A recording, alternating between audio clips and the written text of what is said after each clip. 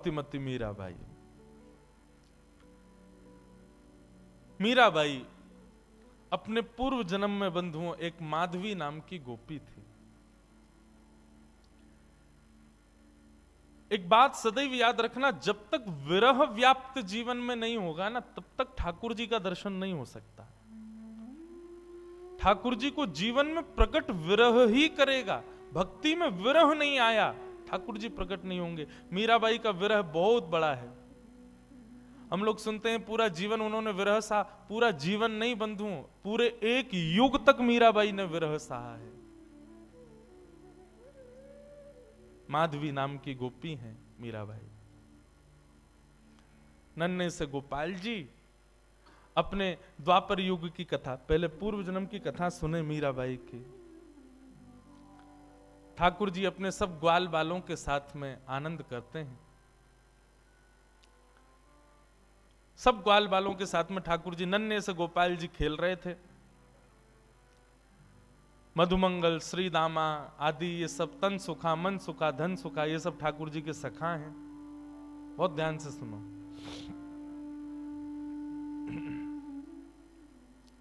ये सब सखा हैं ठाकुर जी के। एक दिन ठाकुर जी सब ग्वाल बालों के संग खेल रहे थे। सो ठाकुर जी का सखा श्रीदामा बीच खेल से ही जान लगो। ठाकुर जी बोले, अरे भैया कहां को जा रहे हो? लाला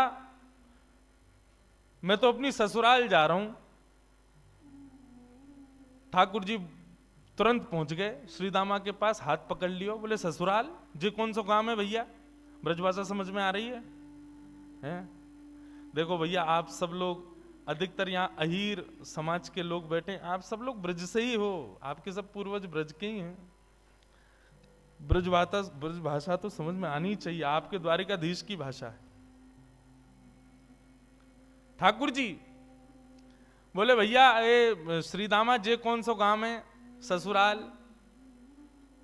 श्रीदामा बोलो, अरे बाबड़े ससुराल गांव ना होवे। बोले, तो फिर का होवे ससुराल? बोले, ससुराल होवे ब्याह हेवे के बाद में एक नहीं दो घर है जाए। एक तो होवे अपनी मैया को घर, पिता को घर, और एक होवे पत्नी के मैया पिता को घर, वाकू के हैं ससुराल। ठाकुर जी बोले, तेरी बात मेरे पल्ले ना पड़ रही लाला। अरे ससुराल कहा होवे मुझको जल्दी बता। बोले, अरे ससुराल मतलब पत्नी को माय को। ठाकुर जी बोले, पत्नी जी पत्नी कौन होवे भैया? श्रीदामा समझा रो है, अरे लाला तू तो बड़ो भोरो है, नेक बड़ो है जाएगो तो तेरो ब्याह है जाएगो, तेरी पत्नी आ जाएगी। ठाकुर जी बोले, मेरी पत्नी आवेगी? बोले, हम बे तो फिर मेरो ससुराल कहां है? श्रीदामा बोला, मो का पता तेरो ससुराल कहां है? जब ब्याह होगा तब पता चलेगी तेरो ससुराल कहां है। अब तो ठाकुर जी हट करने लगे। बोले, ना मेरो ससुराल बता, मेरो ससुराल कहां है? श्रीदामा बोलो, अरे अपनी मैया से जाके पूछ ले, तेरी मैया बता देगी तेरो ससुराल कहां है। ठाकुर जी खेलते कूदते आज घर आए। यशोदा मैया रसोई घर में प्रसाद सिद्ध कर रही है। ठाकुर जी आके गोद में बैठ गए। बोले, मैया मेरो ससुराल कहां है? अब तो जैसे ही मैया ने सुनी मेरो ससुराल कहां है, लाला बोल लो। मैया बोली, लाला ये कहां से सीख आयो? बोले, आज मैया मैं खेल रहे हो तो श्रीदामा अपनी ससुराल गए हो, तो वो बोलो मैं ससुराल जा रहा हूं, तब से मेरे मन में आ रही मेरो ससुराल कहां है। मैया बोली, ससुराल लाला जब ब्याह है जाएगा तब आएगा ससुराल। बोले, जय श्रीदामा कह रहा हो, मेरो ब्याह कब होएगा मैया? बोले, अरे अभी तू बड़ो तो है जा लाला, तू पे मोह दोनों आवे ना। मैं खवाऊं तो खावे, मैं चलाऊं तो चले, मैं उठाऊं तो उठे, मैं नवाऊं तो नहावे। जब बालक बच्चे सब अपने आप अपने कामन को करन लगे तब उनको ब्याह कर दियो जाए, तब उनके काजे बहू आवे, तब ससुराल होवे। ठाकुर जी बोले, मैया मैं सब काम कर लूंगा अपने आप, तू मेरा ब्याह करा दे और मेरे काजे बहू लिया। मैया बोली, नेक बड़ो तो है जा लाला, कहां ते लाऊं तेरे काजे बहू? ठाकुर जी बोले, या तो मेरे काजे बहू ला, नहीं तो श्रीदामा अपनी बहू ला रहा हो, बाकी बहू को मैं ले आऊंगा। वो बहू मेरी है जाएगी। मैया जोर से हंसी, बोले लाला तेरी बात ऐसी ऐसी बात बनावे, बैठो बैठो। मैया बोली करा दूंगी तेरो ब्याह, ज्यादा चिंता मत करे। अब तो ठाकुर जी रोने लगे, मैया मेरो अभी ब्याह करा, अभी ब्यावे जाऊंगा, मैं तो अभी ब्याह करूंगा। यशोदा मैया परेशान है गई, बोले लाला चल करा दूंगी तेरो ब्याह, अब रोवे मत। बोले कब करावेगी, तिथि बता मोकू, तिथि बता, दिन बता, समय बता, सब बता, तभी जाऊंगा यहां से। यशोदा मैया तो ऐसी परेशान भाई। ऐसे हमारे नन्हे से गोपाल जी बहू की और ससुराल की आस में बैठे। श्री दामा को ब्याह माधवी गोपी से भयो, माधवी सखी से भयो। माधवी आज श्री दामा माधवी को लेने के लिए ससुराल गए। ससुराल से जैसे ही माधवी आने लगी, सो मैया ने पढ़ा दी माधवी और पढ़ा लिखा करके भेजी। बोले देख तू अपने ससुराल जा रही है, जमाई राजा लेवे आए, लेकिन ध्यान रखियो, याद रखियो, ससुराल में सबको सम्मान करियो, सबको आदर करियो, सबसे प्रेम से रहियो। मैया खूब सिखा पढ़ा के भेजी अपनी बहू को। लेकिन तेरे पति को एक सखा है, वाको नाम कृष्ण है, बस वहां से सावधान रहियो। क्यों मैया वहां से सावधान क्यों रहूं मैं? बोले अरे मैंने सुनो है वो कन्हैया जाकू अपना रूप दिखा दे, जाकू एक बार अपनी तिरछी नजर से देख ले, वाको फिर गृहस्थ आश्रम गृहस्थ जीवन बर्बाद है जाए। वो फिर वही को देखते रहे, वाक्य रूप में कछु जादूगर है, वो जाकू देख ले, वाकू अपनो बना ले, फिर वो अपने पति को ना रहे, वही को है जाए। मां की बात सुन करके माधवी घबरा गई।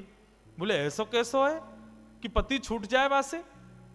बोली यही मारे मैं कह रही हूं, तू सब कछु करियो, लेकिन तू मुख को वचन दे के जा, वाह कृष्ण को अपनो मुख मत दिखाइयो।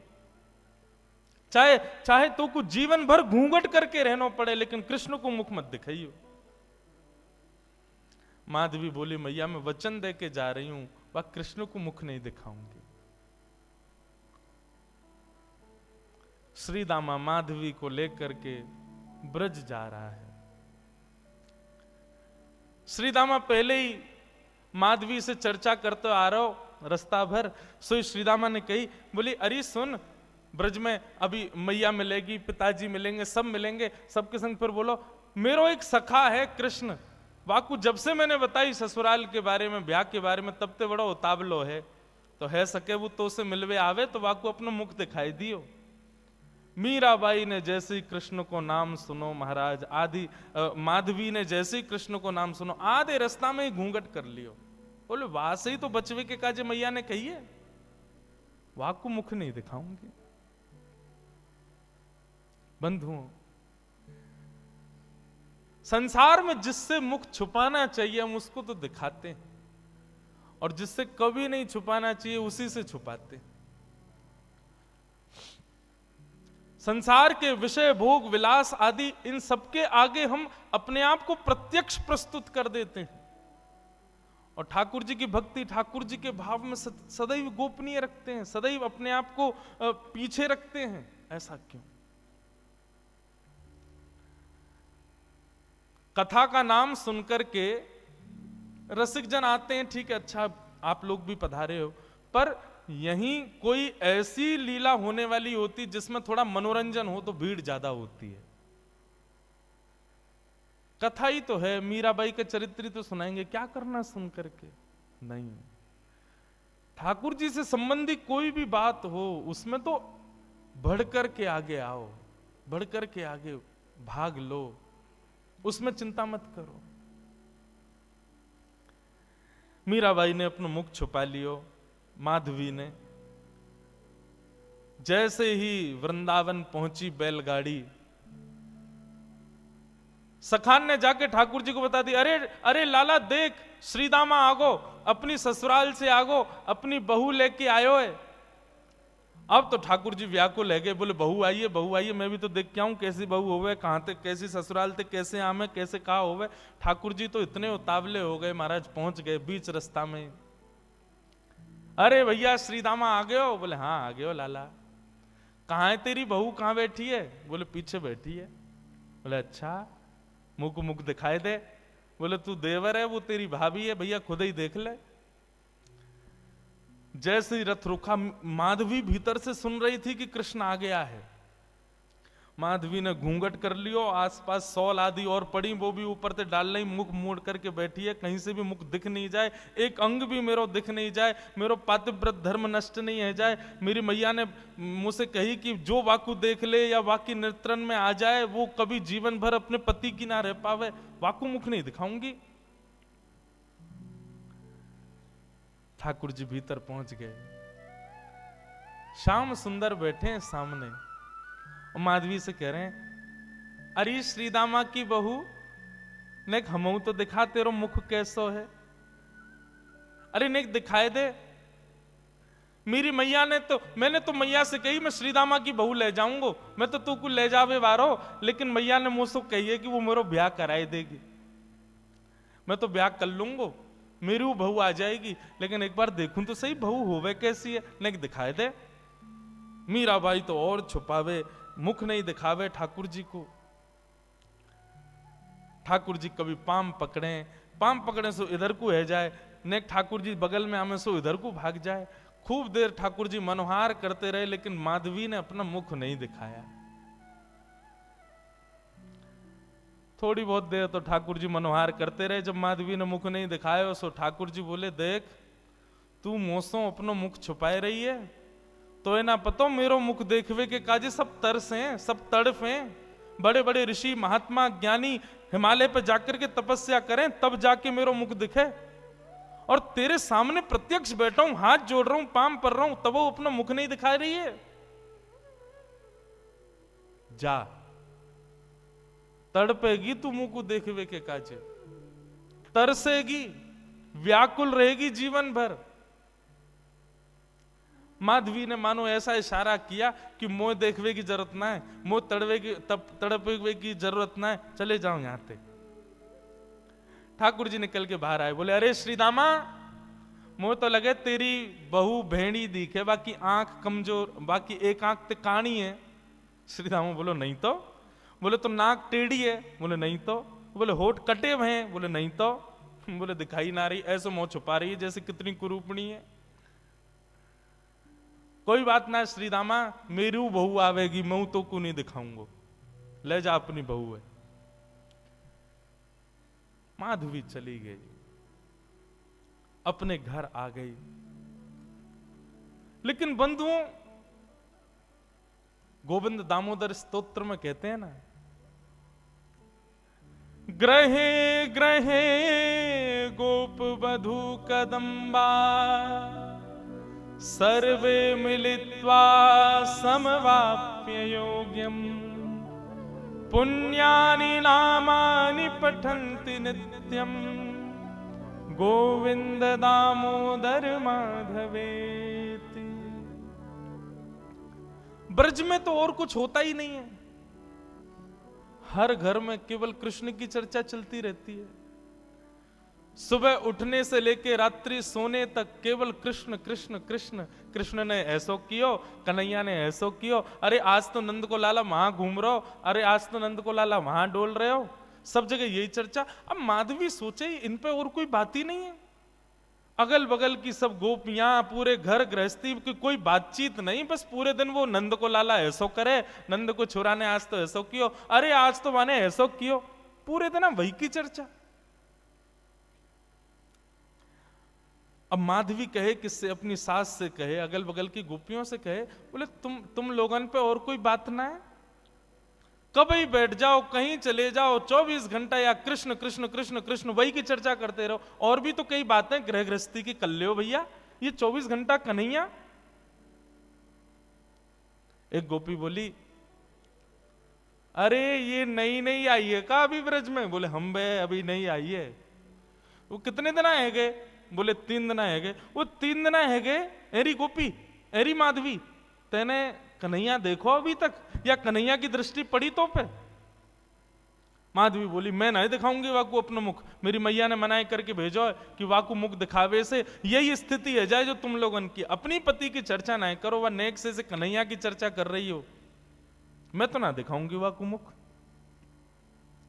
गोपियां सब बोली यही मारे तेरे मुख से वाक्य काजे ऐसे दुर्वचन निकलने, अभी तेने वाको मुख देखो ना है, अभी तेने वाको रूप देखो ना है, यही मारे ऐसे बोल रही है।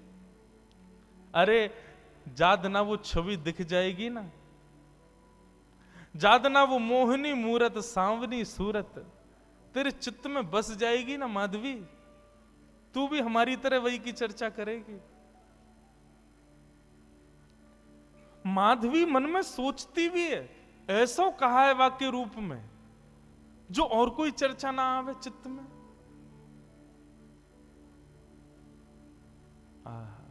बंधुओं, अष्ट सखा गाते हैं, सबने गाया, किसने नहीं गाया? कैसो है ठाकुर जी को रूप, श्री कुंभनदास जी कहते हैं अपने एक पद में,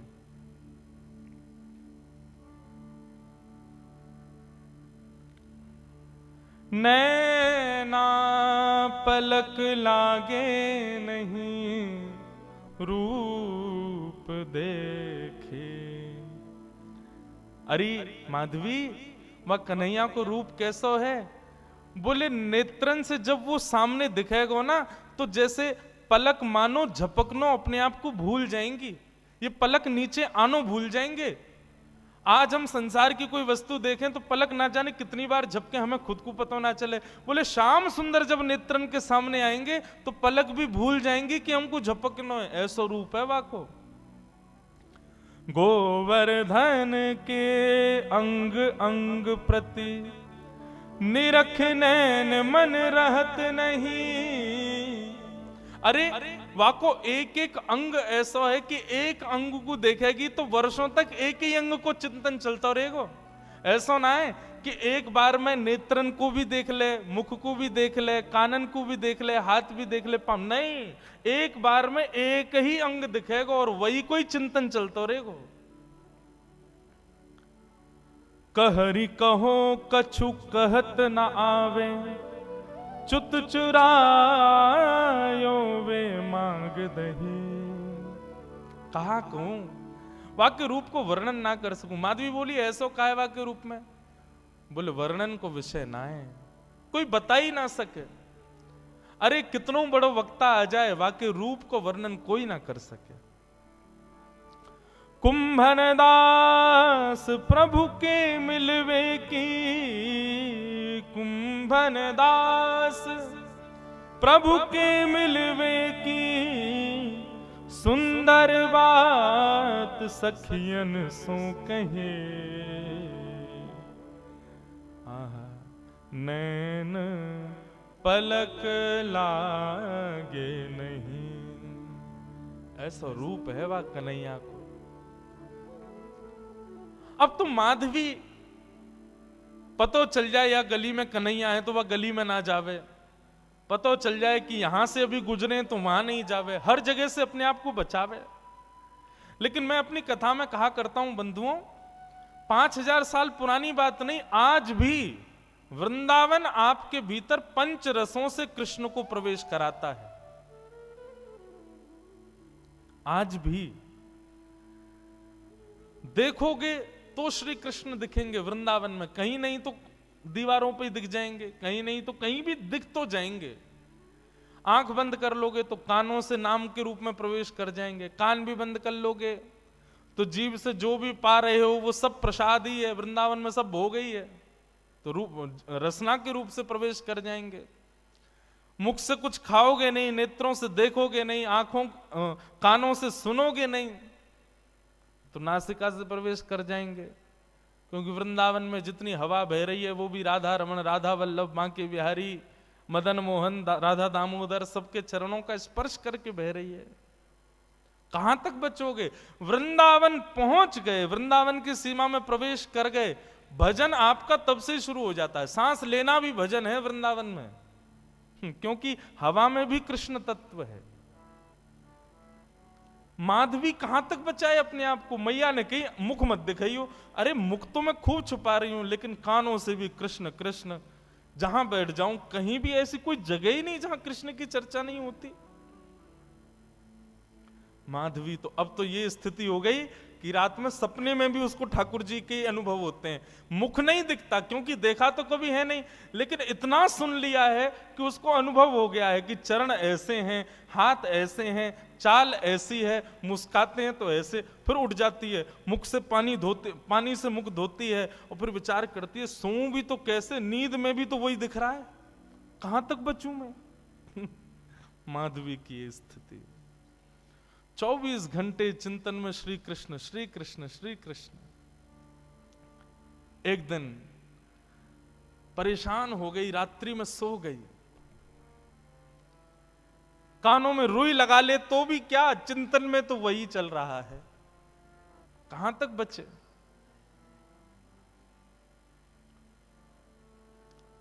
रात्रि में सोई थी, आज मानो मीराबाई को ऐसा लगा कि सुबह हो गई है, और तुरंत उठ करके हाथ मुंह धो करके माधवी ने मटका उठाया, यमुना जल भरने के लिए निकल पड़ी।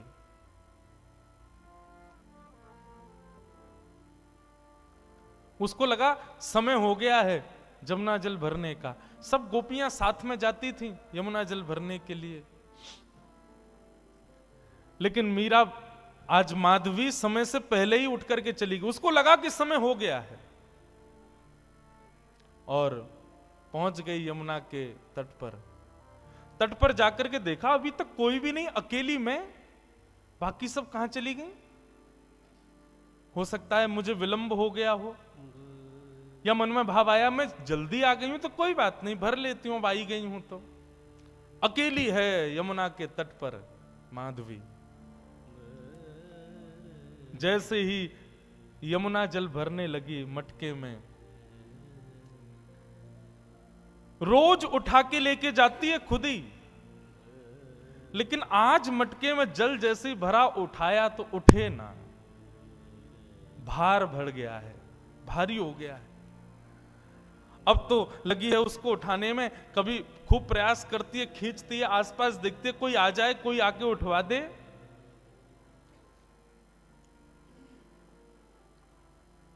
इतने में ही बांकी अदा से अपनी चाल चलते भये, त्रिभंग लली श्याम सुंदर, कमल कटाक्ष नेत्र हैं, सुंदर दंतावली, चंदन की सुगंधी से आच्छादित करते हुए मार्ग को पहुंच गए यमुना के तट पर। माधवी आसपास देख रही है, कोई दिखे तो आवे, उठवावे। तभी दृष्टि पड़ी श्याम वर्ण, नन्हे से श्याम सुंदर छोटो सो बालक। माधवी ने देखा तो था नहीं उनको, देख करके लगा अरे पता ना कौन सी गोपी को छोटो सा सुंदर सा बालक सवेरे सवेरे जमुना के तट पर घूम रहा है। मीराबाई ने तुरंत आवाज दी, अरे ओ लाला, अरे ओ भैया, नेक आइयो, इतको आइयो।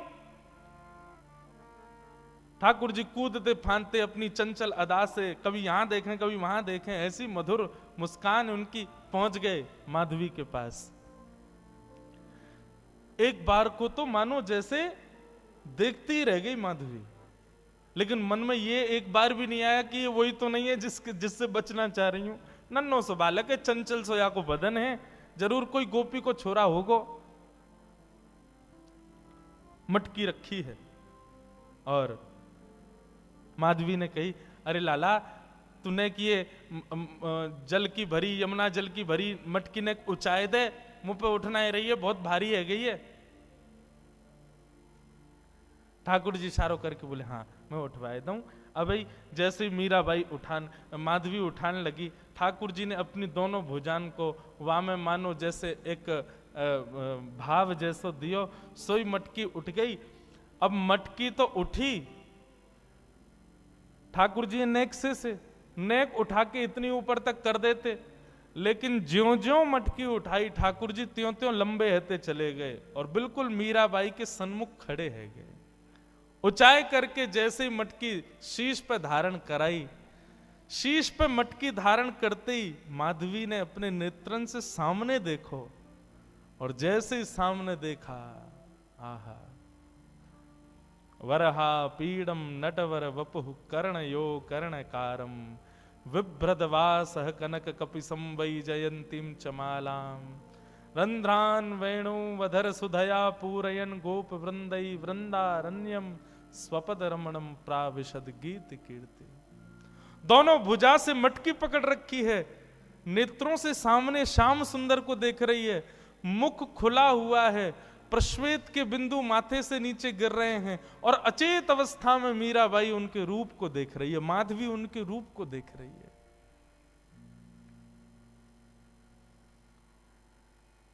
ठाकुर जी के नेत्र ही तो खतरनाक हैं सबसे ज्यादा।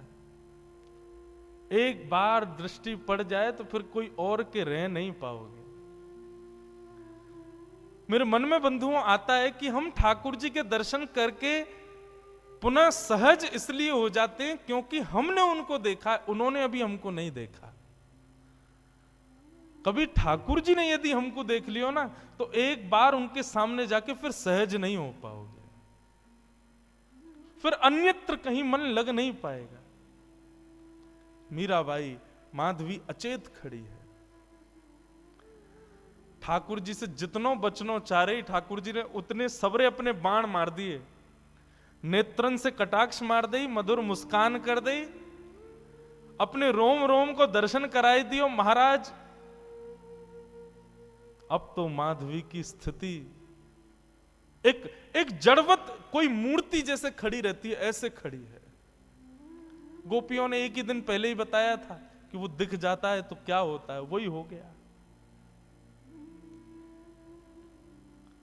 अब ठाकुर जी तो अपने सैन चला करके वहां से भाग गए। समय हुआ उन गोपियों के आगमन का जो यमुना जल रोज भरती थी। जैसे ही आई, आकर के देखा अचेत अवस्था में अभी भी ऐसे ही खड़ी है माधवी। सबने आकर के देखो, अरे ये तो हमारी माधवी है, अरे ऐसे कैसे खड़ी है भैया, अरे सांप सूंघ गए हो का है गो, ये तो ऐसे मूर्तिमंत है कि खड़ी है। कोई हाथ पकड़े, कोई पांव पकड़े, कोई मुख को खींचे, थोड़ी हिलावे, लेकिन बिल्कुल मूर्तिमंत। नेत्रों में केवल 2 अश्रुबिंद गिर रहे हैं, आंखें पलक झपक भी नहीं रही हैं, मानो केवल देह खड़ा हो। चित्त वृत्ति तो ले गया अपने साथ, खड़ी। एक गोपी बोली, अरे का है गो, कोई ने टोना कर दियो का, कोई ने मंत्र फूक दियो का। एक गोपी मंद मंद मुस्काए के बोले कहीं ऐसा तो ना है नंद जी को छोनाया ने देख लियो होए। अरे जो ज्यादा वासे बचवे को प्रयास करे वो वही कोई पकड़े। ये बहुत घूमती ना, वाकू नहीं देखूंगी, वाकू मुख नहीं दिखाऊंगी, वासे वाकू की तरफ नहीं करूंगी।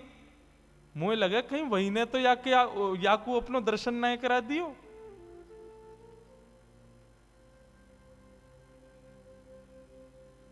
एक गोपी यमुना जल भर के लाई और जल का छिड़काव, खड़ी हुई है मीराबाई, ऐसा नहीं अचेत पड़ी है, सांस भी चल रही है, नेत्र भी खुले, बिल्कुल सचेत है, बस मूर्तिमंत है।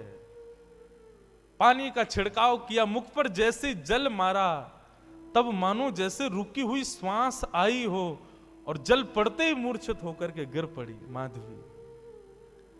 जल का छिड़काव किया, पैरों को मलना शुरू किया, हाथ दबाए, तब जाकर के चेतना आई, और चेतना आकर के उठते ही बोली, वो कहां है, वो कहां चला गया, उस सांवरो सो कटाक्ष नेत्र। अरे कोई गोपी को बालक आया हो, इतनो सुंदर, और बार बार बोलते बोलते मूर्छित हो जाए, फिर चेतना आवे, फिर मूर्छित हो जाए, फिर चेतना आवे, फिर मूर्छित हो जाए।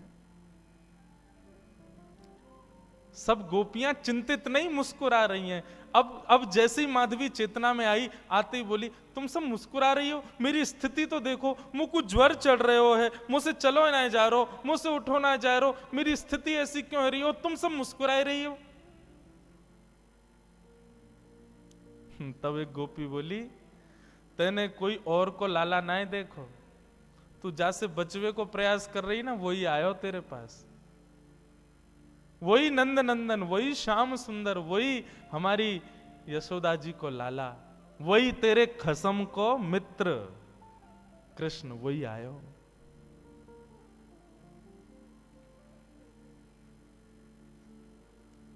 मीराबाई,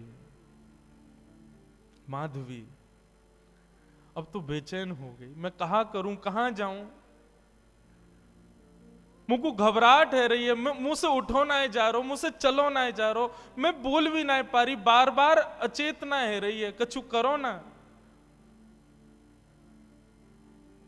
सब प्रकार के प्रयास किए, लेकिन माधवी कहे नहीं, अब तो एक ही उपाय है कि वाकई सामने मुंह को ले चलो, मुंह को दिखाए दो, वहां को रूप दिखाए दो।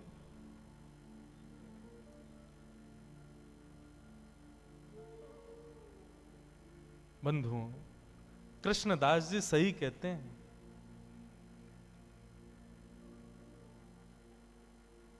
सजल श्याम घन वरण लीन है, फिर चित अनत न भटक्यो, मेरो मन गिरधर छवि पे अटक्यो।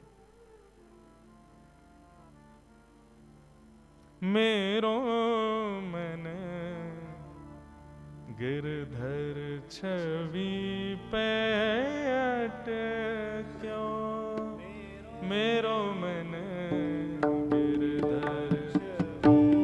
गाओ बंधुओं, माधवी मीरा इनके चरित्र को सुन तो रहे हम, पर ये स्थिति होना असंभव है, पर जिसके संग भी होती है ना, उसको ब्रह्म सुख जैसा लगता है। माधवी कह रही है मुझे कष्ट हो रहा है, लेकिन कष्ट अनुभव ऐसा है भी नहीं कि मुझे कष्ट हो रहा है।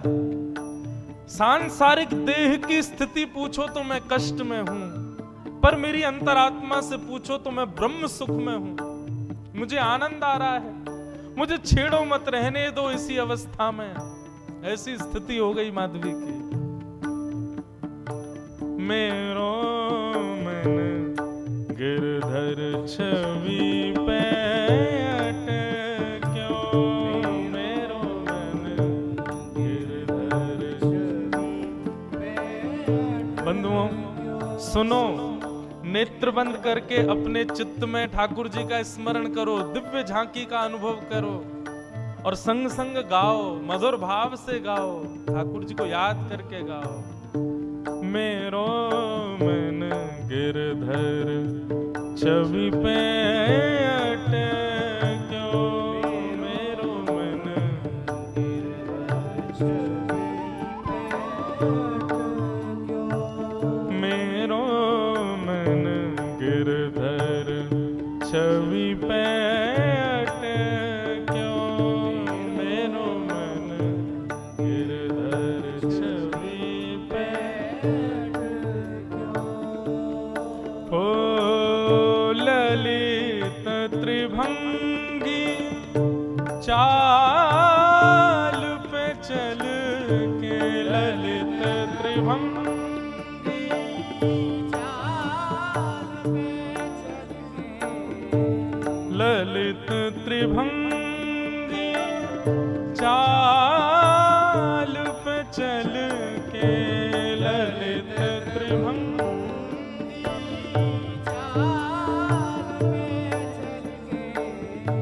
चिबुक चारू गड़ी ठट क्यों, हो चिबुक चारू गड़ी ठट क्यों, मेरो मन गिरधर छवि पे अटक्यो, मेरो मन गिरधर छवि पे अटक्यो, मेरो मन गिरधर छवि पे अटक्यो,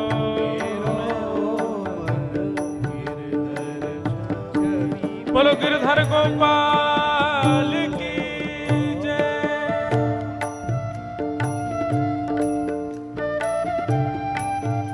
जय हो प्राणनाथ।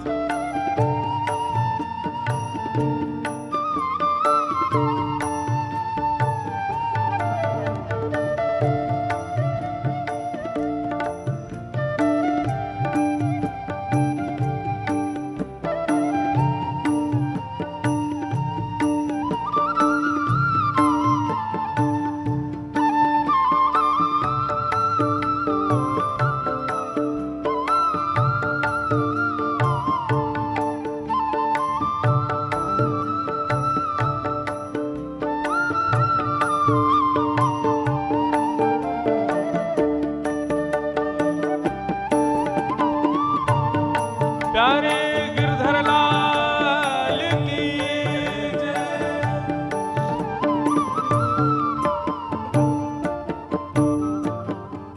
सजल श्याम घन वरण लीन है,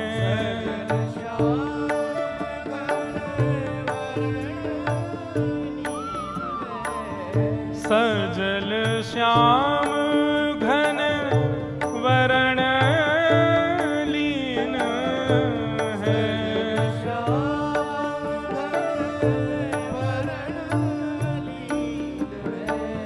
फिर चित अनंत न भट क्यों हो,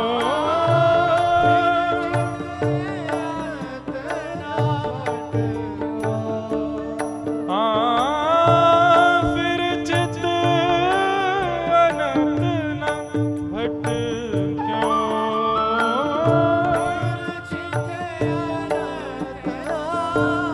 बंधुओं, जैसा मैं कह रहा हूं और जैसा हम अभी माधवी जी के चरित्र में सुन रहे हैं, ये बिल्कुल सत्य है।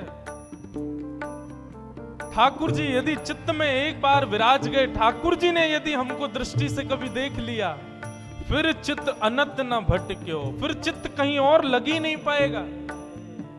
इसलिए भैया हाथ जोड़ के प्रार्थना, या तो भगवत प्राप्ति के मार्ग पर बढ़ना नहीं, और यदि भगवत प्राप्ति के मार्ग पर चलने लगो तो इस बात को पहले ही समझ लीजिए कि फिर संसार के नहीं रह पाओगे, संसार में किसी वस्तु को अपना नहीं पाओगे। आप चाहो कि संसार भी आपका रहा आए, ठाकुर जी भी आपके रहे आए, नहीं हो पाएगा। प्रेम लक्षणा भक्ति के पथ के अनुगामी बनोगे तो एक को तो छोड़ना पड़ेगा, या तो ठाकुर जी को छोड़ो या संसार को छोड़ो। फिर चित अनंत न भट क्यों हो, फिर चित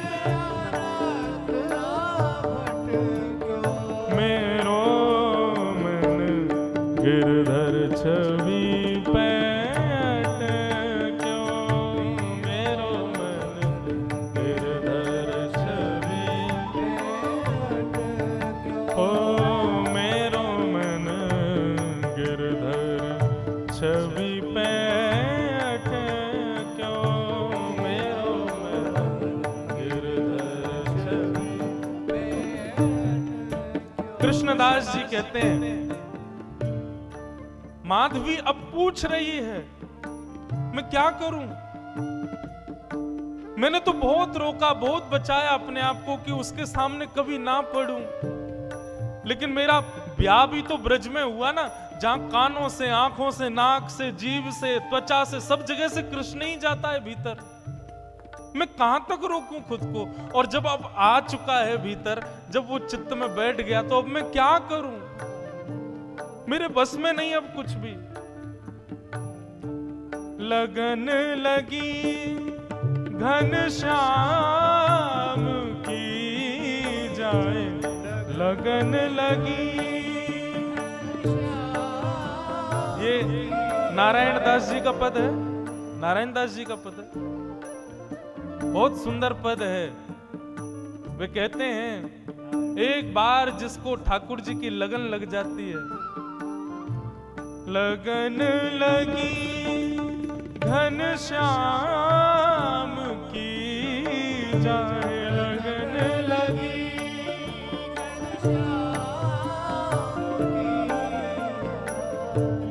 लगन लगी घनश्याम की जाए, लगन लगी।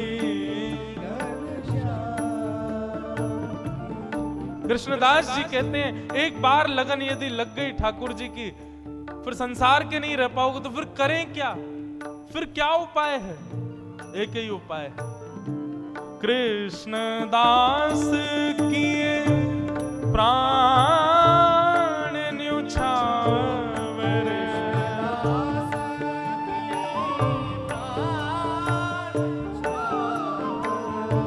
कृष्णदास किए प्राण न्युछावर,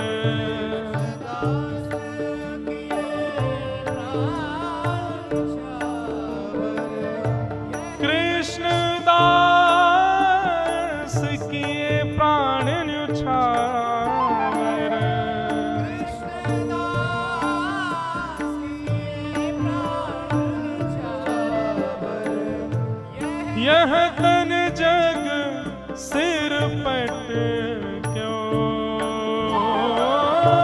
यह तन जग सिर पट क्यों। ओ मेरो मन गिरधर छवि पैट क्यों, मेरो मन गिरधर छवि पैट क्यों, मेरो मन गिरधर छवि पैट क्यों, मेरो मन गिरधर छवि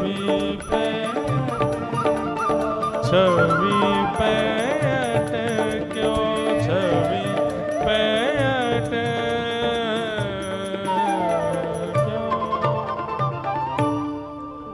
कृष्णदास किए प्राण न्योछावर, यह तन जग सिर पट क्यों। इसका मतलब क्या है? मतलब प्राण त्याग दें अपने? नहीं। कृष्णदास किए प्राण न्योछावर का मतलब जीवन न्योछावर। अब जीवन की हर स्थिति ठाकुर जी को अर्पित करो। अभी हम लोगों ने अपना पूरा जीवन किसको अर्पित कर रखा है? अपने तन को। इसी को ही सजाने संवारने खिलाने पिलाने उठाने सुलाने, इसी का नाम यश वैभव कराने में ही लगे रहते हैं हम लोग। लेकिन वैष्णव भक्त का एक एक क्षण केवल ठाकुर जी के लिए होता है। इसलिए मैं पहले ही टर्म्स एंड कंडीशंस बता दूं, या तो इस भक्ति के मार्ग के अनुगामी बनना मत, बनो तो इस बात को पहले ही समझ लेना कि संसार की फिर कोई क्रिया नहीं कर पाओगे।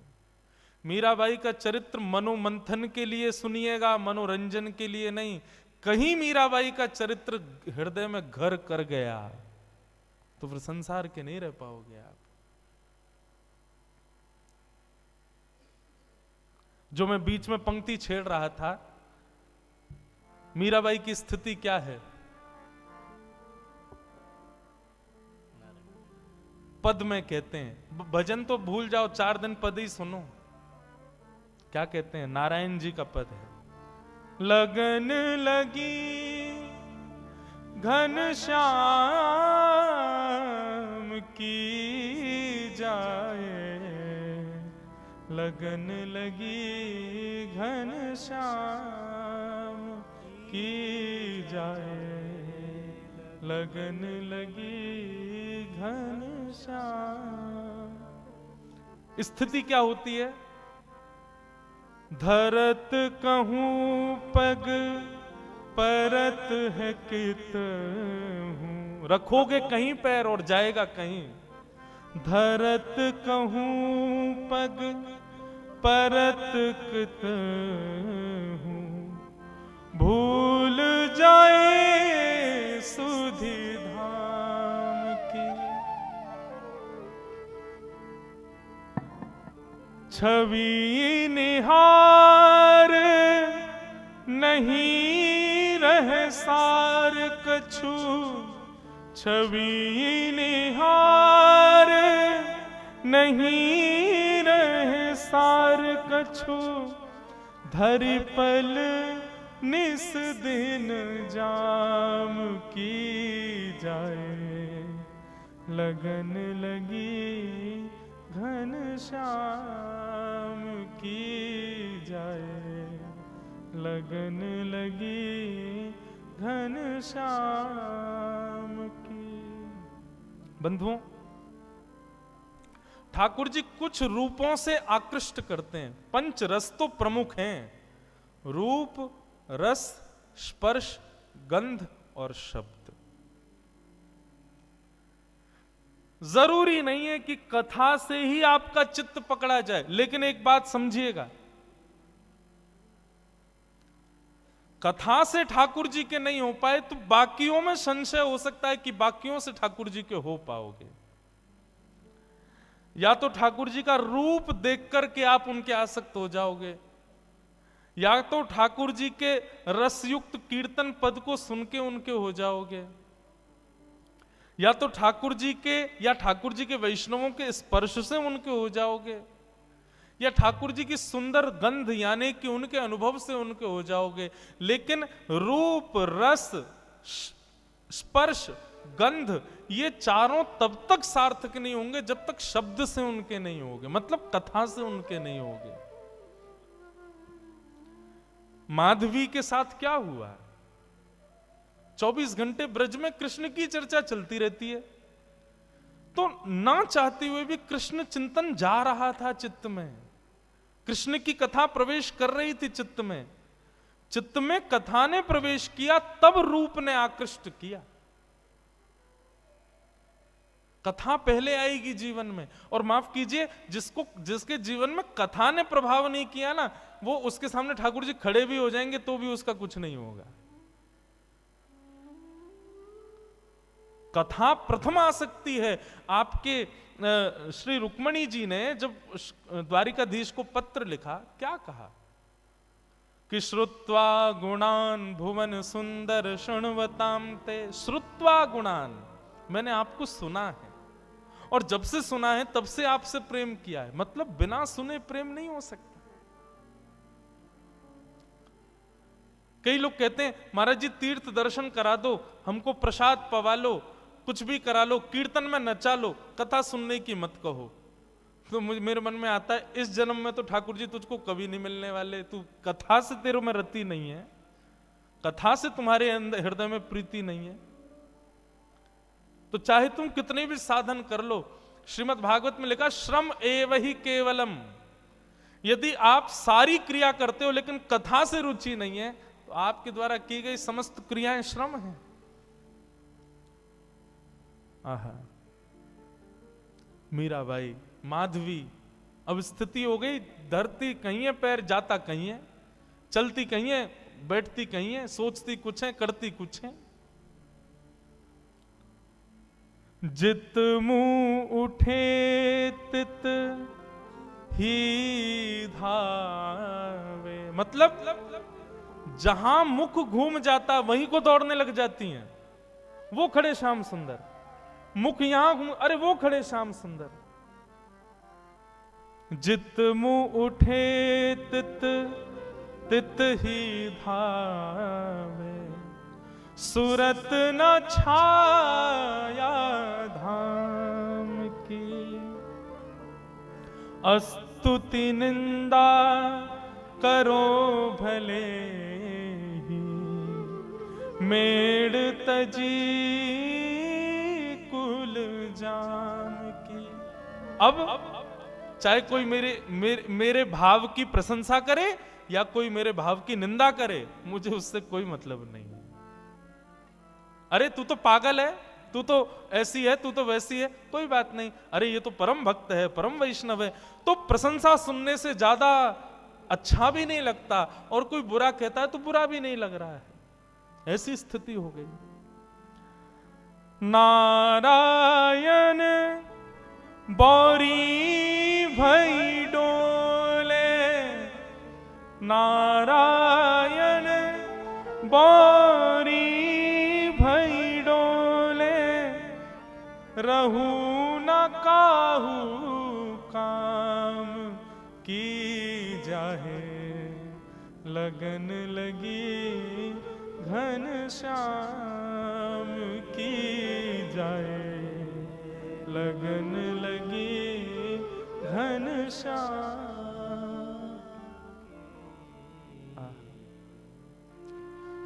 हम किसी काम के नहीं हैं, आपको पता है। हमारी माता जी, हमारे परिवार के लोग हमसे इसलिए दुखी रहते हैं, बोले इससे केवल कथा करना आता और कुछ नहीं आता इसको। हम जब, वैसे तो घर जाने का अवसर नहीं मिलता, 2-3 महीना कथाओं में ही रहते हैं, लेकिन जब घर जाते हैं तो घर के काम माता जी कहती हैं ये भी देखो, वो देखो, भैया इतने दिन में आए हो, ये देखो, तो वो सब होता ही नहीं है। बस कथा करा लो, ठाकुर जी की सेवा करा लो, उत्सव करा लो, इसके अलावा कुछ और करने को कहोगे तो हम बिल्कुल अंगूठा छाप हैं हर चीज में, हमसे कुछ नहीं हो सकता। और यही स्थिति है बंधु। यदि आप संसार के और किसी काम के रह गए तो समझो अभी ठाकुर जी के भय नहीं। माधवी की स्थिति ऐसी हो गई। लगन लगी घन श्याम की जाए, लगने लगी घनश्याम। व्याकुल हो गई माधवी, गोपियों से कहने लगी मैं तुम्हारे हाथ जोड़ूं, पैर पूजूं, मुझे नंद नंदन के पास ले चलो। बंधुओं, यह हमारे ब्रज साहित्य की कथा है। ब्रज की कोई गोपी जब उसको ठाकुर जी का दर्शन करना होता था तो क्या करती थी? यमुना जल भरने जाती और चलते चलते धूप का बहाना लगा के कि धूप में चक्कर आ गए और चक्कर खा के गिर जाती, और फिर उस पर जल डालो, औषधि पिलाओ, किसी से ठीक नहीं होती। तब 2-4 गोपी जाती ठाकुर जी के पास, बोले एक गोपी बेहोश हो गई, चलो। ठाकुर जी आते फिर, और ठाकुर जी आकर के वाक्य कान में आकर के कहते चल रही गोपी जल्दी खड़ी है, जा मैं आ गए हो। सोई गोपी चेतना में आ जाती, ठाकुर जी को देख लेती, ठीक हो जाती। ठाकुर जी वैद्य बन गए, वैद्य राज। गोपियों की चिकित्सा करते हुए घूमते हैं। एक बार एक गोपी की मैया बोली, बोले ये लाला बड़ो कान में कहा बोले, सबरी गोपी उठ के खड़ी है जाए। एक बार वो वृद्ध गोपी ने विचार किया आज मैं बीमार होके देखूं, मैं देखूं कहा बोले कान में। उसकी भावना तो कुछ थी नहीं, ठाकुर जी के प्रति प्रेम तो था नहीं। ऐसी चलती चिड़ती हाय राम गिर गई करके बेहोश हो गई। गोपी बोली अरे बेहोश हो गई है सासू मां, कन्हैया को बुलाओ। ठाकुर जी आए, ठाकुर जी आके देखते ही पहचान गए, बोले भाव नहीं है, जबरदस्ती पहचान करना चाह रही है कि मैं कान में क्या बोलता हूं। ठाकुर जी आए, आकर के पहले नब्ज उठा के देखी, बेहोश थोड़ी थी, चेतना में थी, वो तो सुनना चाह रही थी कान में मंत्र क्या बोलते हैं ये। ठाकुर जी ने पहले नब्ज देखी और फिर वो जो पड़ी थी उसकी बहू से बोली अरे तेरी सासू तो बहुत बीमार है गई है, याकू तो बड़ो वालो मंत्र देना पड़ेगा। बोले कहा, बोले मंत्र से काम ना चलेगो, या के काजे तो नीम तोड़ के लाओ और नीम को कंडा में जला के नीम को धुआं करो, वहां में लाल मिर्च डालो, वो या की नाक पे लगाओ तब ठीक होएगी। इतने में सास उठ के खड़ी है गई, मैं ठीक है गई लाला, है गई ठीक, तेरे फार्म पूजू, बस अब कचूना चाहिए।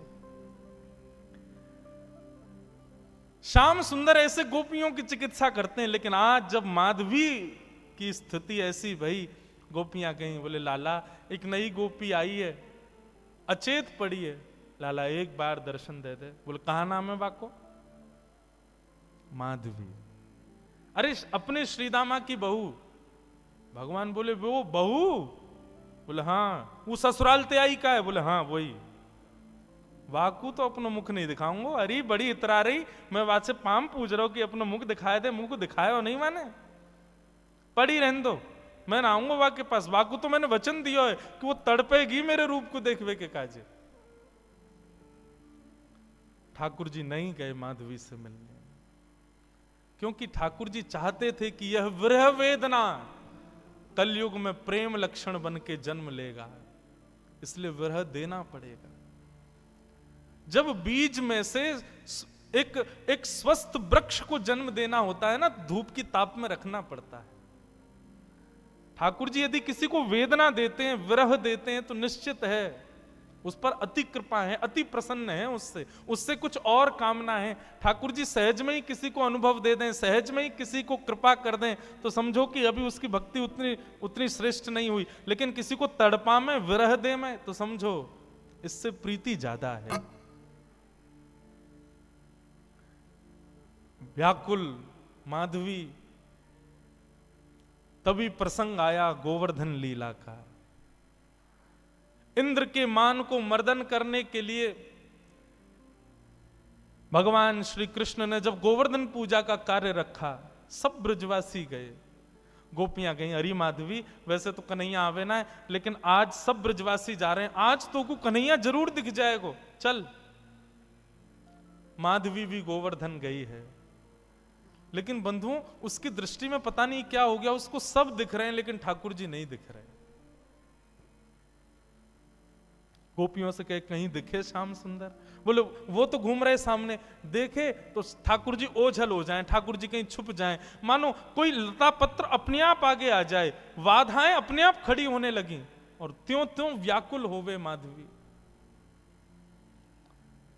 56 भोग के बाद जब इंद्र ने अपने मान के प्रभाव से जब मेघ वर्षा की, त्राहिमाम करके सब ब्रजवासी दौड़ने लगे, तब नन्हे से बाल कृष्ण ने 7 कोस लंबे चौड़े गिरिराज पर्वत को अपने बाम हस्त की कन्नी उंगली पर धारण कर लिया। सब ब्रजवासी जाकर के गिरिराज पर्वत के नीचे खड़े हो गए। माधवी भी वहीं खड़ी थी। गोपियों से बोली, मैं प्राण हाथ जोड़ूं तुम्हारे, एक बार मुझे दृष्टि गोचर करा दो, एक बार उसका दर्शन करा दो बस। गोपियां जैसे तैसे भीड़ के बीच से लेकर के उस मुख्य स्थान पर गई जहां ठाकुर जी खड़े थे।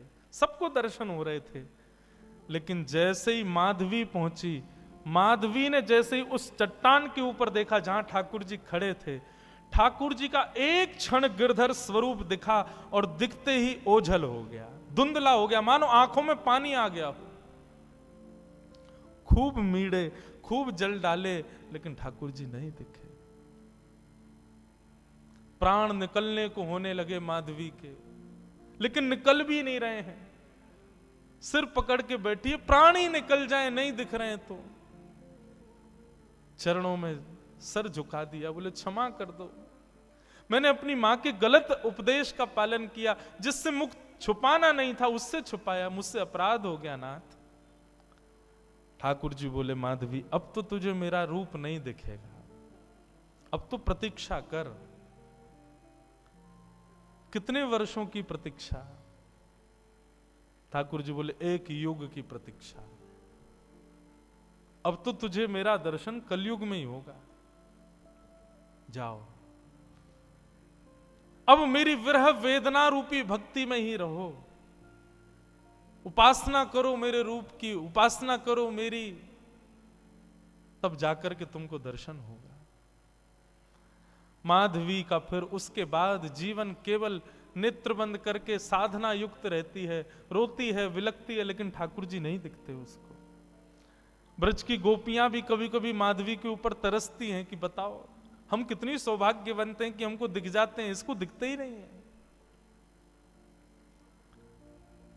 सब आकर के रूप बताती हैं, आज श्याम सुंदर ने ऐसी पाग पहनी है, ऐसे वस्त्र पहने हैं, ऐसी, उन्हीं का ही चिंतन करके माधवी अपना जीवन यापन करती है।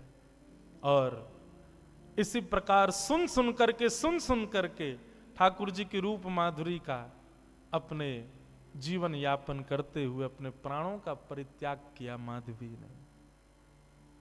और वही माधवी की दिव्य चेतना इस आभा मंडल में भ्रमण करती रही। कलयुग प्रारंभ हुआ, और कलयुग में भी जब भक्ति शतक, भक्ति काल जब आया, तब भारत की राजस्थान की भूमि, और उस राजस्थान की भूमि में भी मेड़ता में भी परम गौ भक्त, परम संत भक्त, परम ब्राह्मण निष्ठ राव दूधाजी के छोटे पुत्र के यहां पर भक्तिमती माधवी ही मीरा के रूप में जन्मी है। बोलो भक्तिमती मीरा बाई की जय।